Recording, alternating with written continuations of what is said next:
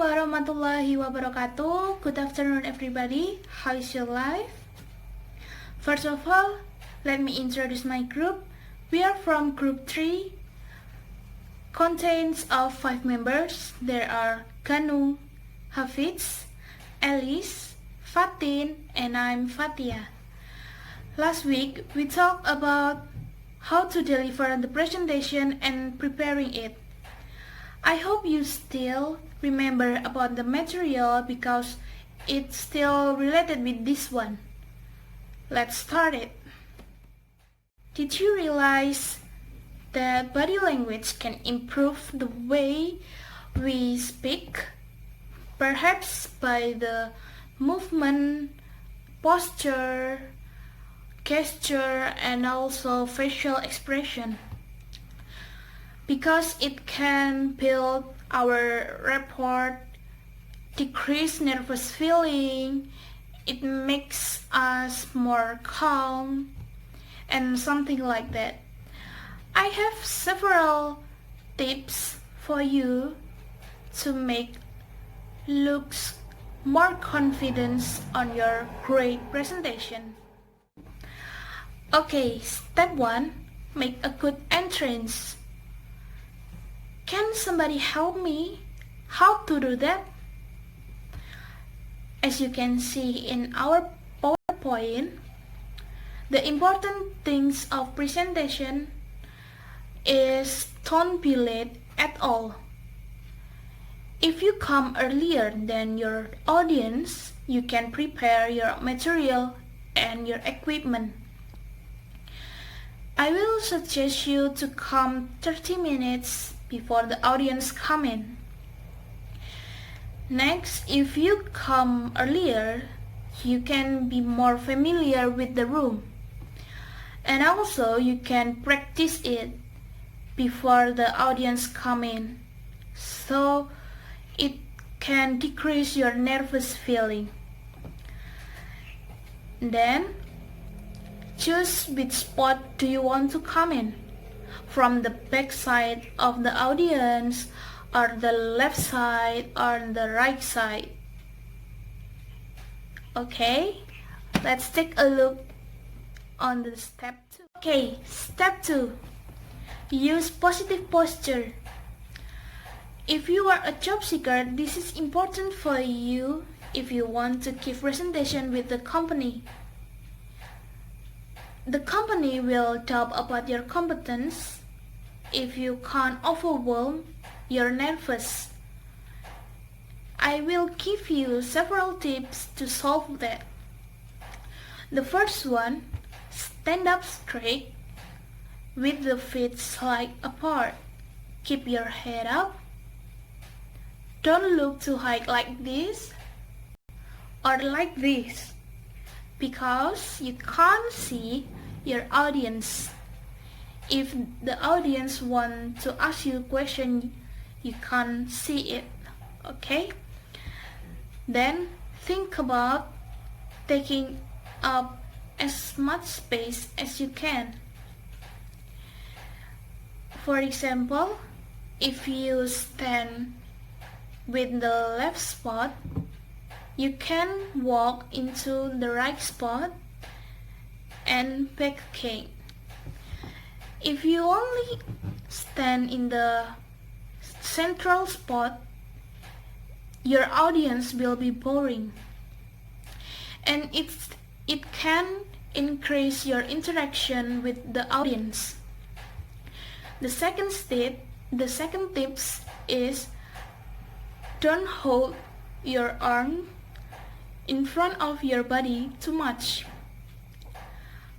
For example, hold your arms in front of the chest like this or like this for women, and clasp your hands like this in front of the genital area for men. This posture can called as positive posture because it protects vulnerable area. Okay, let's see with other tips. I have additional tips for you. Do you want to know that? Okay, don't have any piece of furniture or other object in front of you when you speak to your audience, because it can create a distant interaction between you and your audience. I have to point out some tips. The first one, make a good entrance. And the second, use positive posture. I hope you can catch my explanation. I think that's all for me. And the third and fourth tips will be presented by my friend Fatin. Let's see. I will explain you about step 3 and step 4. In step 3 is be natural with gesture. There are few things to remember about gesture is number 1, never make a rude gesture. During presentation, don't make a rude gesture because the audience can be uncomfortable and attract attention with our presentation. Number 2 is try not to make a same gesture too many times because it become distract your audience. If you always make a same gesture, audience will feel bored and not interested with our presentation. The next is be on the lookout for distracting habit acquired only when you're under stress, such as foot shuffling and lip licking, because it can disrupt the attention of our audience during the presentation. The next is number 4. If you difficult to know what to do with your hands, you could try use a prop.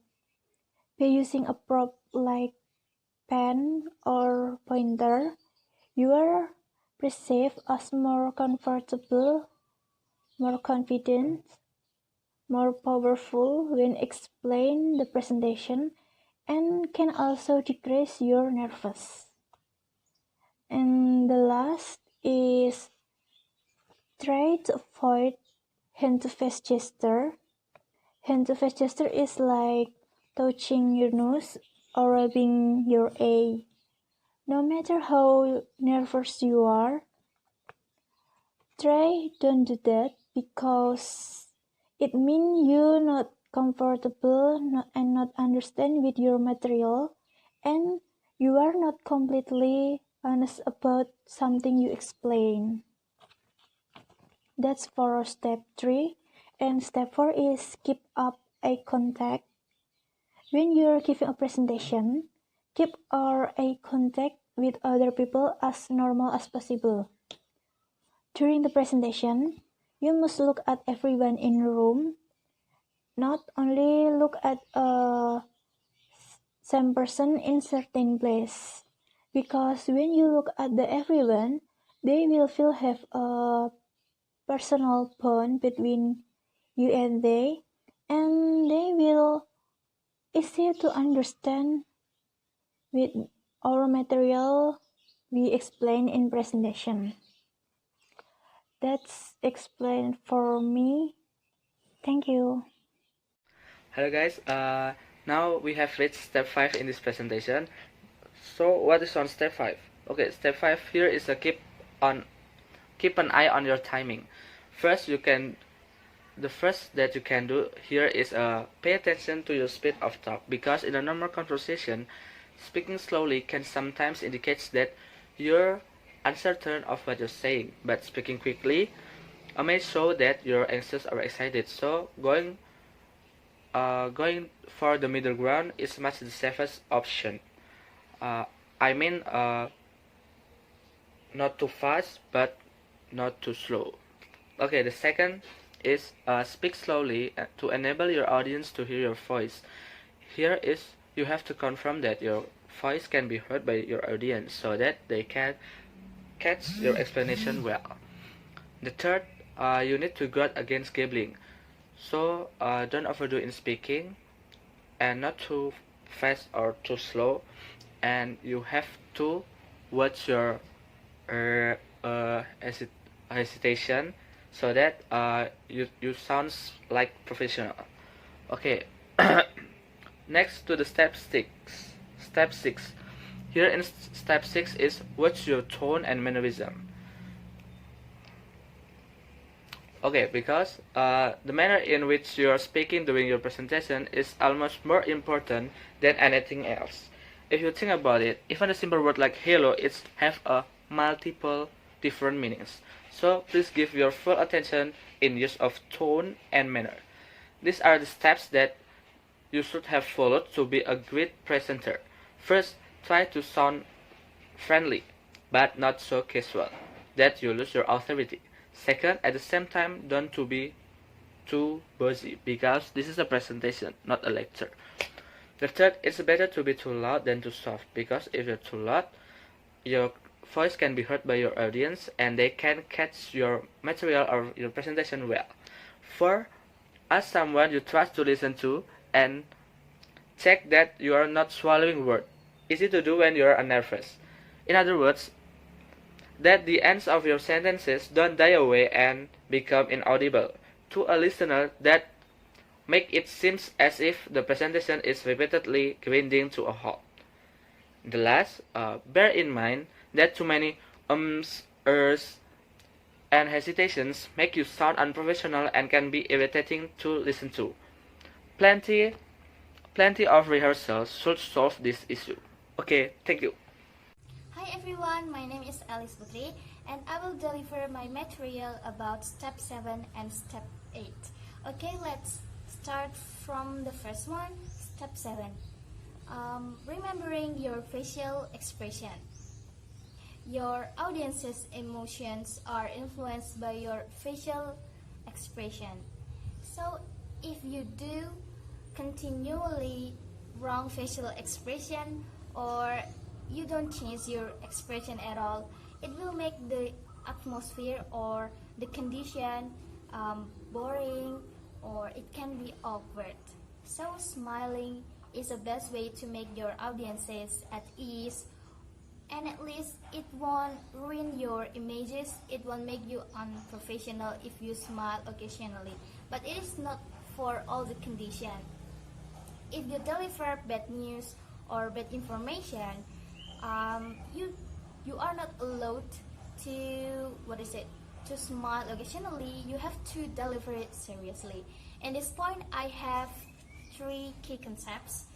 Number 1, your facial expression should match your content. So if you say, I'm so excited with this thing, I'm so interested with this thing, so that your facial expression should tell the story. I mean, it should be like related, like that.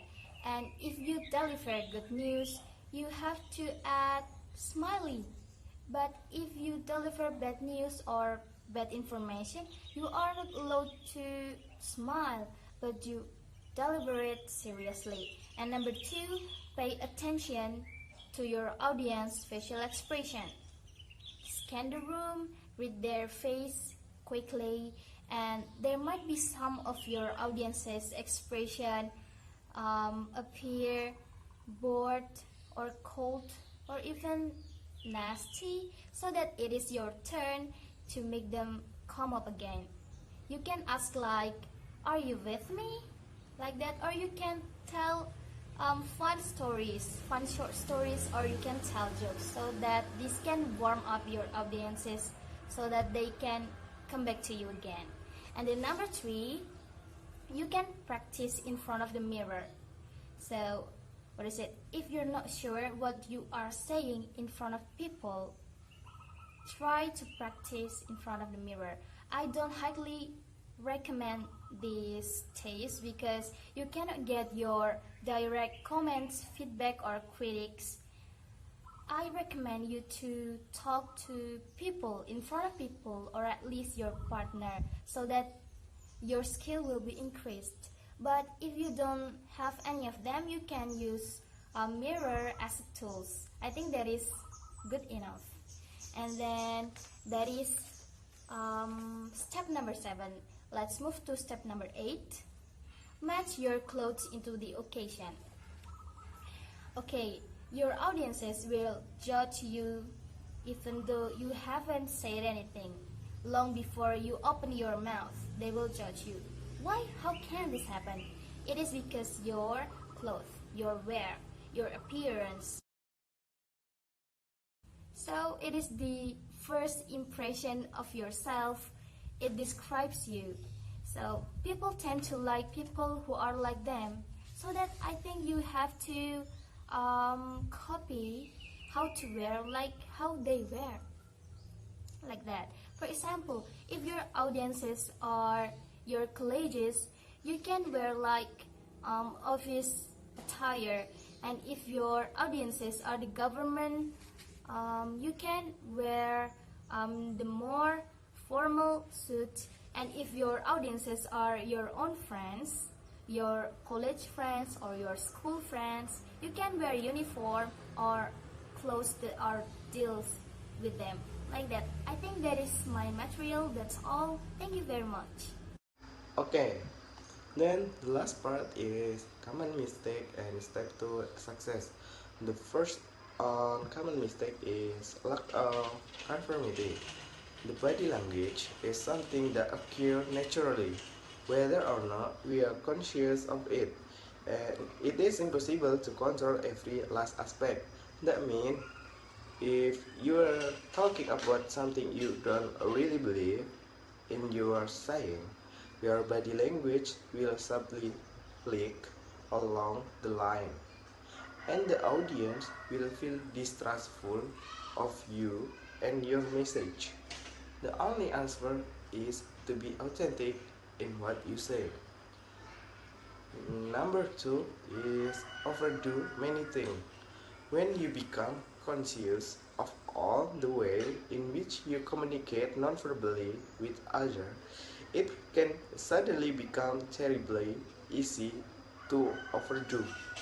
It is like your eye contact is too intense, or your gesture is too overconfident, and so on. This can make you come across as inauthentic and might turn the audience against you. And the only way to achieve this to practice over and over, or ask your friend to give you honest feedback. On step to success, we have 7 steps. Step number 1 is make positive entrance. You have to familiar with the room so you doesn't feel nervous. You can be there first before the audience, so that you already own the space. Step number 2 is adopt a confident posture. The biggest indication of nervous is your posture. And if you get nervous, the audience will assume if you was a newbie and trustless. So just make sure your posture doesn't nervous when speaking. Step number 3 is be natural on gesture. Most gestures are fine, providing they feel natural to you. For most people, gestures are an extension of personality and can make you feel uncomfortable if you try to repress them. And step number 4 is speak at right speed. Don't rush your presentation. It is difficult to understand your presentation if you talk too fast. And also, don't be too slow. If you talk too slow, it can be indicate that you're uncertain what you are saying. Just speak at right speed. Step number 5 is maintain eye contact. Keep your eye contact as normal as possible. Look at everyone on the room, not just people on your front side, and it will make be more receptive to your message. Next, step number 6, check your tone voice. Keep your tone too friendly, but don't until you lose your authority, and it is better too loud than too soft. And the last step is dress to flatter to audience. In other words, in similar way to them or audience. So the best to do is dress in same sort of way as those you will be presenting. If you presenting informally to a group of colleagues, for example, you can wear office attire, while a more formal suit might be better for a government meeting. That's from me of common mistake and step to success. Thank you.